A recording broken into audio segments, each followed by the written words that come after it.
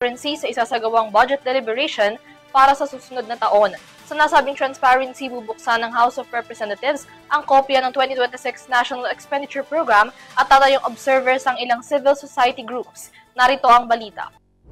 Sabay ng pag-turnover ng Department of Budget and Management sa House of Representatives ng kopya ng 2026 National Expenditure Program ay ang pagbubukas na rin ng Kamara ng pintuan nito para sa civil society groups na lalahok sa nakatakdang budget deliberations. Bilang parte ng isinusulong na full transparency ng Kongreso pagdating sa 2026 national budget, personal ding itinurn over ni House Speaker Martin Romualdez ang kopya ng NEP sa mga representatives ng civil society organizations. Ang hakbang na ito hudyat ng formal na pakikiisa at paglahok ng mga CSOs sa budget process na tatayong observers at watchdogs sa lahat ng magiging budget deliberations na gagawin ng Kamara. Ito ang kauna-unahang pagkakataon na magkakaroon ng direktang partisipasyon ng mga kinatawan ng mga ordinaryong Pilipino sa proseso at pagtalakay sa pambansang pondo ng Pilipinas.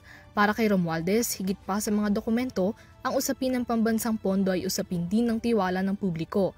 Sa pamamagitan aniya ng pag-imbita sa mga civil society groups upang maging observers sa budget deliberations, nagkakaroon ng akses ang publiko upang malaman kung saan napupunta ang kaban ng bayan.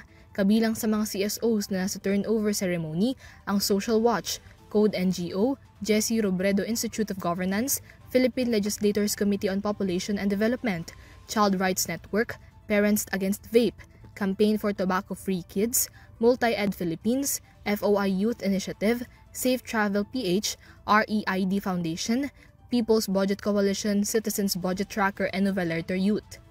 Bago nito, matatandaan na inaprubahan ng Kamara ang House Resolution No. 94 para sa institusyonalisasyon ng partisipasyon ng mga civil society organization bilang non-voting observers sa budget deliberations ng Kamara.